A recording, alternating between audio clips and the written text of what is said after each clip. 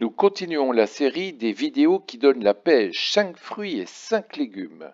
Après la méthode MAP qui transforme chaque fruit en des quartiers, la méthode FIL qui permet de choisir le fruit du jour, nous allons voir dans cette vidéo la méthode REDUCE.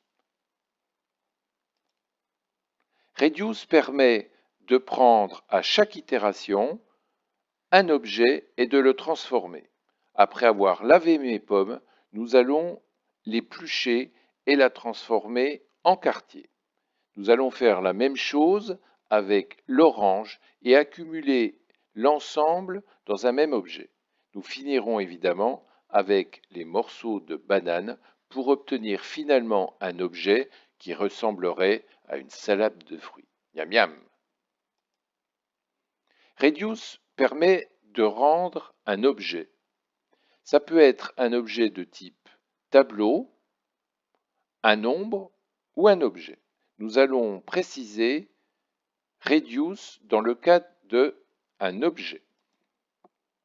Voici un tableau contenant des mots. L'idée que nous voulons mettre en place, c'est de transformer ce tableau en un objet d'accumulation dans des propriétés des mots commençant par la même lettre. Ça ressemble ici à ce qu'on pourrait appeler un dictionnaire, mais je vous rappelle qu'aujourd'hui, il faudrait choisir map. Nous allons voir le processus d'itération sur la méthode REDUCE. Mais tout d'abord, remarquons que le type du tableau est passé en dernier paramètre. Autrement dit, nous voulons réduire notre tableau en un objet. Nous passons un objet vide. Nous aurions pu passer un objet avec déjà des valeurs. Autre chose, la méthode REDUCE va prendre des paramètres A et X. Il est intéressant de noter que, pour les débutants, A représente en fait l'accumulateur. Il faudrait mieux l'appeler d'ailleurs AQ, pour qu'il n'y ait aucune confusion avec la valeur current, ici que j'ai appelée X, mais qu'il faudrait préférer l'appeler current. Autrement dit, A est un objet qui accumule le travail sur toutes les itérations précédentes et X représente la valeur courante. Je vous rappelle que si X est un string, X de 0 va être la première lettre du mot. Nous retrouvons X0 ici, il faut être très à l'aise. Pour un tableau, comme l'accumulateur, nous pouvons, s'il y a des propriétés, accéder à la propriété avec le point ou avec les crochets. Vous aurez la même valeur. Attention, ces deux expressions ne sont pas équivalentes. Celle-ci est très puissante puisque la propriété peut être en fait le résultat d'une expression. Nous allons voir en détail, sur chaque itération, le processus de REDUCE. À la première itération, nous pointons sur le premier objet du tableau. Ici, c'est un string, il contient beau, et l'accumulateur est la valeur passée, c'est-à-dire un objet vide. Remarquez que si vous ne passez pas d'objet, l'accumulateur sera différent. Il pointera sur le premier élément du tableau et l'objet courant sera directement le deuxième objet du tableau. Ainsi, pour la première itération de la méthode REDUCE sur votre tableau, l'accumulateur est un objet vide et X, la valeur courante, est beau. En fait, essayons de comprendre, avant de regarder le code, l'algorithme. Nous allons regarder si, dans l'objet, il y a déjà une propriété dont la valeur vaut quoi?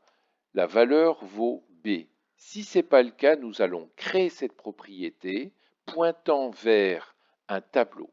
Pourquoi pointer vers un tableau? Ce tableau a pour instruction d'accumuler tous les mots de votre tableau dans la propriété de la première lettre.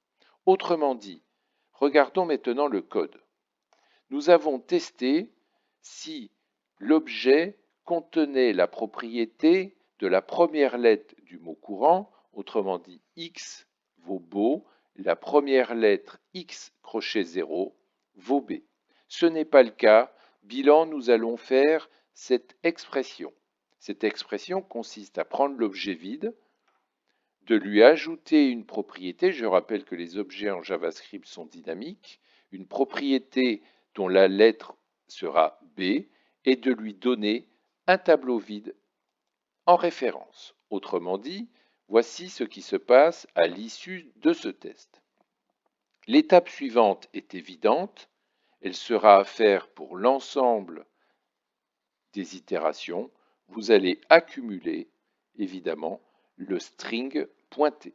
Autrement dit, vous allez obtenir à la fin de ces deux expressions un tableau qui a une propriété B avec un tableau contenant beau.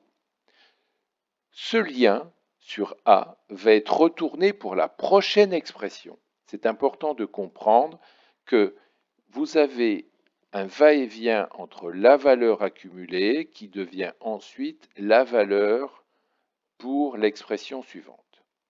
À l'itération suivante, vous avez donc A qui vaut un objet et la valeur courante qui vaut maintenant âge. Bien évidemment, l'objet n'a pas la propriété âge. Nous faisons la même chose que précédemment. Nous mettons un tableau vide et nous allons tout simplement accumuler le mot âge. La troisième itération est très intéressante. Pourquoi?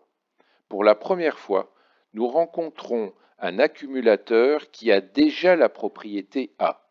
Nous n'allons pas créer cette propriété. Nous allons juste maintenant accumuler dans le tableau le nouveau mot trouvé, c'est-à-dire ananas.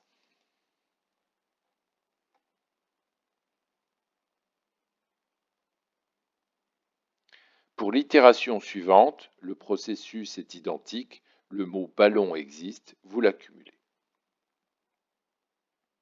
Donc à la fin, nous avons donc transformé notre tableau en un objet avec pour propriété toutes les premières lettres rencontrées.